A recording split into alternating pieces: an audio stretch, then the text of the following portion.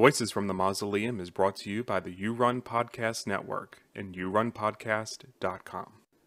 Hey, what's up, everybody? Welcome back to Voices from the Mausoleum, and welcome to an episode of Found Footage Fridays. We are trucking along almost to the end of our adventure down Paranormal Activity lane. We've talked 1 through 4 and the marked ones, and now we are talking about the 2015. Paranormal Activity, The Ghost Dimension. Yeah, so I guess prior to Next of Kin, because as I was just telling you before we hit record here, that I had not seen that one. So this, for me, this is the finale. I don't know if there's much next to this. For me, this was the last one. Yeah. Until I have a first watch with that one. But yeah, I mean, this is like, for all intents and purposes, right? This is the finale of the story. Mm-hmm. Yeah. The synopsis is really short. Using a special camera that can see spirits, a family must protect their daughter from an evil entity with a sinister plan. And I didn't pop in the little poster here. There's a poster. I should say. There's the Ghost Dimension with the portal through the Ghost Dimension, which was very, very cool. I mean, I would say one of my first notes of this movie is that, again, the special effects are really cool. Yeah, some of them. Some of them, you know, I would say, you know, because with the found footage and like the grainy sort of camera, you get away with a lot, and it looks, for the most part, pretty cool. I mean, they go really over the top with this one compared to some of the cool stuff that we saw with marked ones, right? And a lot of they held back in most of the other films, right? They really were like, all right, you're gonna just see it all, right? Yeah. Yeah, there's a specific effect they do too much that I really got tired of seeing. I think that of all of the Paranormal Activity, this was not one of my favorite ones. But of all of the Paranormal Activity movies that exist, including Next of Kin, I think conceptually this is technically the coolest one. The concepts of what the camera, like the how we get to this point, I think is brilliant. And I think had this not been, you know, a Paranormal Activity movie, I would have really liked this. But the concept was, in my opinion, not executed as best as it could have been. But I think that there are a couple effects that they do that are really neat. And I think that, like I said, conceptually, this is the strongest Paranormal Activity movie, I think, at all. Like it goes into completely uncharted territories as far as an idea and a storyline plot. And I thought that, and that's one of the reasons that it's not the lowest rated for me, is just because, I mean, it's just such a unique film. It's such a unique take on everything else that we've seen before this. Yeah, I mean, they really do just sort of do something different. As a finale, though, that's also where it really falls flat for me. You know, I'm not crazy about because we saw this with marked ones. I mean, honestly, 3. I mean, and not really with 4, but the switch from like focusing on like adult Katie and Christy to kid Katie and Christy, like having it just doesn't have the emotional impact. Like, you know, and I think they recast some of the kids, or I don't know if it was the same kids through. No, it wasn't both of them though. I think it was just one. I think it's either that or the time difference between the movies. It was just, I mean, it's probably too difficult because 3 came out in 2010, 11. 10 or 11, yeah. And then this is 2015, so they would have been too old to probably, by then they would have hit puberty. You know what I mean? Like it would have just been too difficult. But I think only one of them was recast. And I think, and I might be wrong, I think it's Christy that got recast. I think Christy, because Katie that girl seems to have, she just seems to have the same face, I think. Yeah, so if it wasn't her, they did a good job making it look like her. But I think Katie was the same and Christy was recasted. I think Christy was different. But it just doesn't have the emotional impact of like, you know, if we got to just see adult Katie in the finale. Yeah. Because she disappears after the 4th one. Well, and I think it's hard because I did at the same time. Like, I definitely agree. I definitely agree. It did not hit the same as I think it was meant to. But I also did really like that we got to see time with them away from the parents and like what it was like being True. raised and groomed by this cult. Because, you know, I think that that part of it worked, but that would have been just another example of where they could have used a different family. It didn't have to be that family. And then we wouldn't have felt the disconnect between us and how we feel about these characters and them as children again. I think it just would have been better if it had been just random families that they got to see or random children. Because it still would have given the same, okay, cool. Now we're seeing some more stuff. Because we talked about this in one of the previous episodes about being able to see more about the cult side of things, because we don't get a lot with them. And that was something that I did really like about this, was that we did get a little bit of that insight. But I think you're right. I think with it going back to being the original family again, it would have been better if it had been like different scenarios with different kids, not even the same kid through all of them. But if it had just to show us that this is a lot bigger than just Katie and Christy, because that's, to me, is what makes the whole concept more unnerving. True. Absolutely. Yeah. I think the baton could have been handed off better too. Like, I think if we had I mean, I'm all right. You don't have to spoon feed me everything, but if we had a little more definitive of like what happened to Katie, maybe if Paranormal Activity 4 really sort of was like, okay, this is what happened to Katie. Katie died, or this something, or sure, she's just part of the cult, or whatever now. Like, if we had a little bit more of like those loose ends tied up, that I wouldn't have felt such a strong need for the resolution at this point. Yeah, no, I totally agree. I think that we talked about that a lot in that episode, about there really just being this missing, what is going on? Like, because I think there's something to be said. And you and I have talked about other found footage movies that really made us think after we watched them, or really got to us. And I think that is a really good thing. I don't think that that's easy to achieve. I don't think it's easy to have viewers clueless, but in a good way. I think it's a bit of an art form to make your audience feel dumb in a way that they're glad that they feel that way. Like, Savage Land is one for me. Horror in the High Desert, those are kind of my go-tos when I think of films and found footage specifically as a subgenre that made me think after they were done, and I was okay not knowing. But with this, with it being so many movies and pulling us as viewers in so many different directions, we needed those answers in 4, I think, to exactly what you were saying, make this a stronger film. Because you kept sort of teasing that we were going to get more and more with these characters.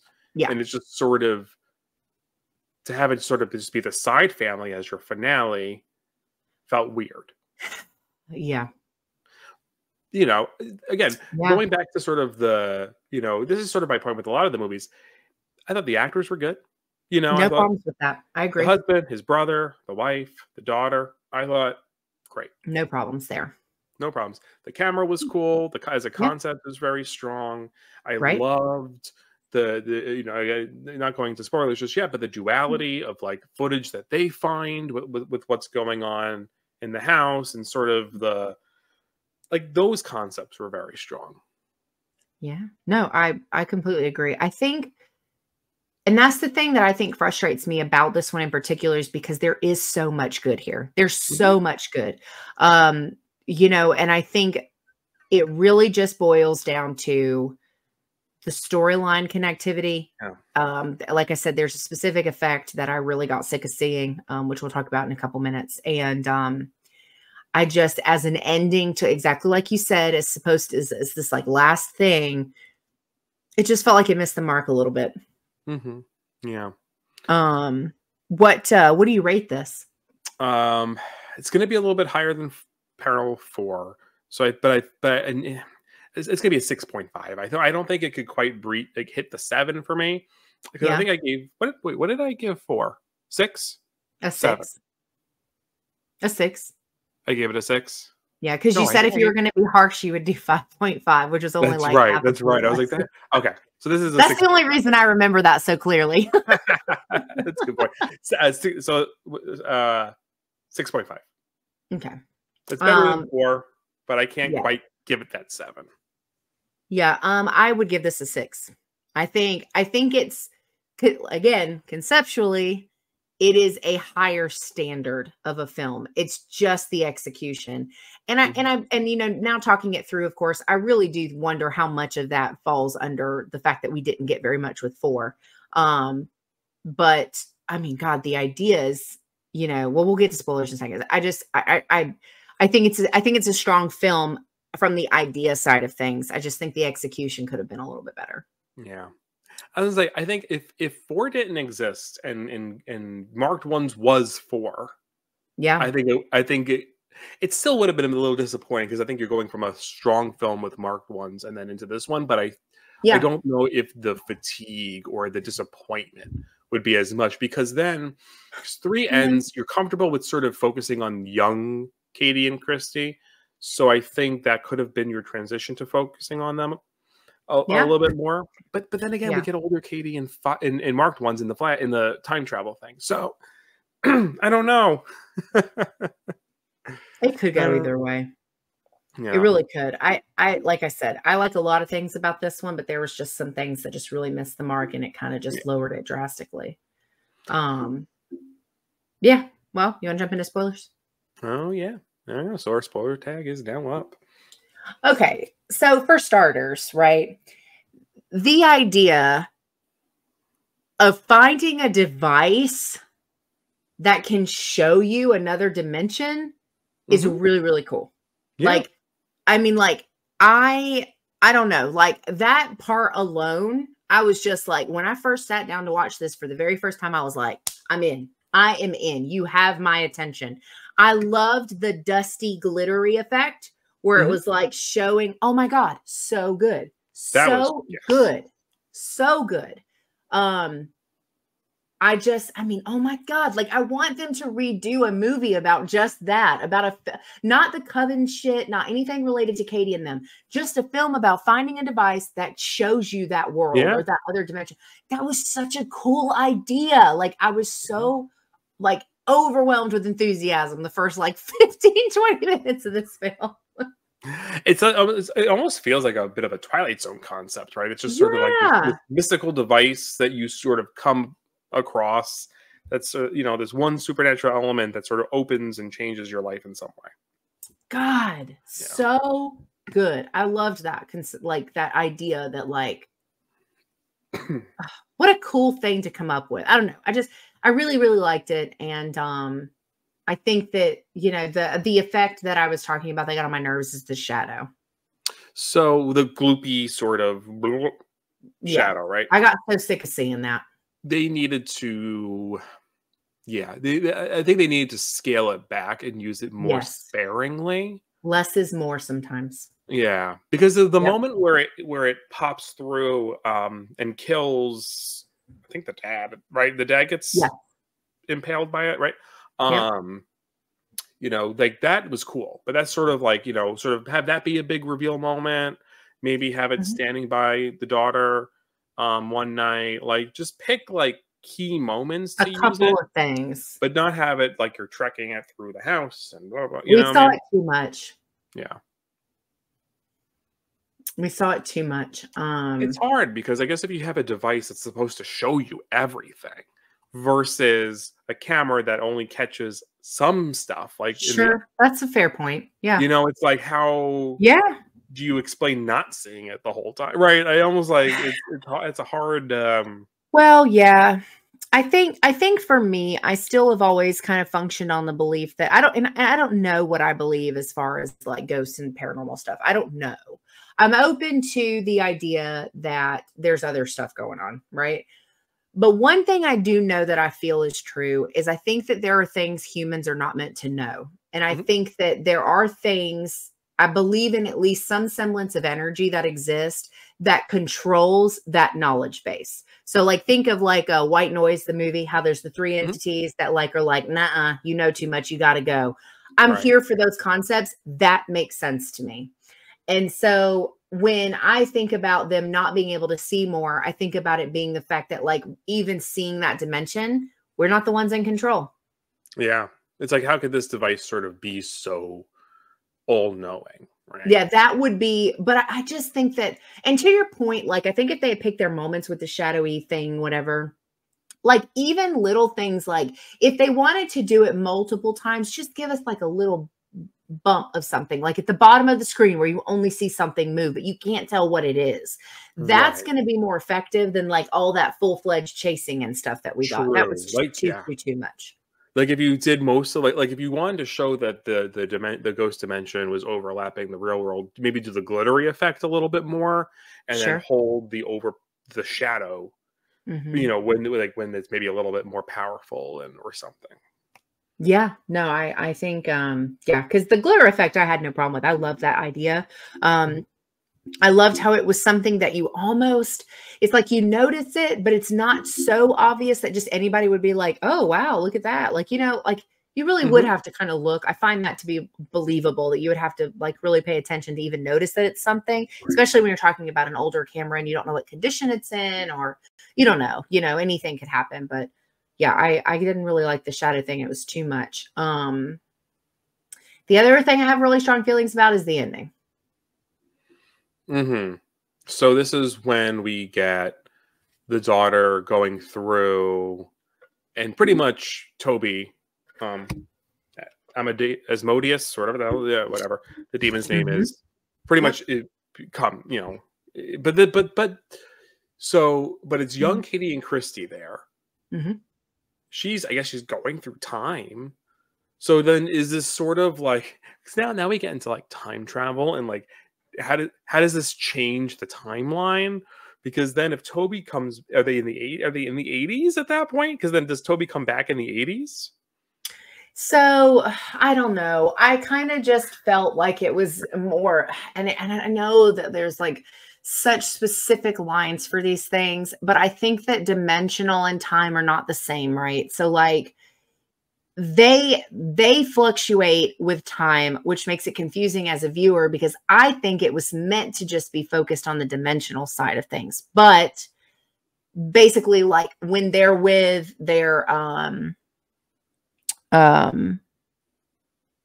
grandmother, when they're with their grandmother in the coven, like, or when we get Mhm, those clips of them during that time frame and we're seeing them be groomed and set up for mhm. all of these things, um I'm fine with it making them come in and out of other things, because that would have been something that maybe they had the ability to do. But that's when it makes it time travel, because it hasn't happened yet. And so, and then the other thing is, and I don't know if it explains it in a movie and I'm just not remembering it, but like, do Katie and Christy just not remember any of these things? Like, they were away from their parents well, their mom and her boyfriend for like a really long time. Yeah, And they because it just was ended up, 88. This is 92 where they are right now. right, it takes place, but like even when you think about them as adults, they just went on to live normal lives with no memory of any of that. Like, I don't think that they seems, explained. I guess you could assume that there was some weird brainwashing going I on. guess that seems a bit fetched though. Yeah, like they were just like their memories were wiped, but like Yeah, that but sort of feels. how do you brainwash and memory wipe somebody and still have them come out to be essentially completely normal? Like, you would Right. think they wouldn't be normal, like they're both thriving, both of them. Yeah, like, married or almost married with kids or Yeah, jobs, Christy like had a what. whole family, a big house, a pool, like, Yeah. you know what I'm saying? Anyway, not It really doesn't add related to up. the same thing, but it's just, And all they remember is a haunting, yeah. you Yeah, know? I don't, so the time dimension thing is like, it's supposed to be these two separate things that they reference at different points for different reasons, but then they mesh them together when it's convenient, and then it just makes it kind of conflicting. Yeah, I mean, I thought it was cool, like, when, like, Katie's sort of, like, I guess Christy is supposed to be the bearer of the child, and then Katie's sort of the guardian, Protector and the protector, the usher of some sort. whatever. And then I like when she's sort of, like, referencing the present, and sort of she's seeing the future there, but if that Oh was yeah, the she most. says, "Bless you." Yeah, like, if that was, like, most of the time travel we got, that sorta makes sense because then you're sort of just tapping into the ether and It's um, different. It's different than the physical appearance into a different timeline. right, because then with the daughter going back and Toby being made manifest, that is sort of like, okay, then do Mhm. the events of movies 1 through 5 not really happen then because right, it sort of just gets you all like you can't, you have to tread Yeah, carefully. I think it's the same problems that 4 had, where the desire to connect it to the family took priority over just coming up with something unique. Right, you could have maybe had Katie's family sort of almost be the failed attempt, and then Mhm. this new girl is like and Jesse from Marked Ones, right? Because then we don't really know what happened to him because he got fully possessed. Is he not good enough? Well, I guess they all need everyone's blood. I don't know. Well, and then it also leaves it open because it's the marked ones plural because there's other babies like Yeah. that grew, and that's the thing. They could have gone that route with something like Mhm. this and really just done, I don't know.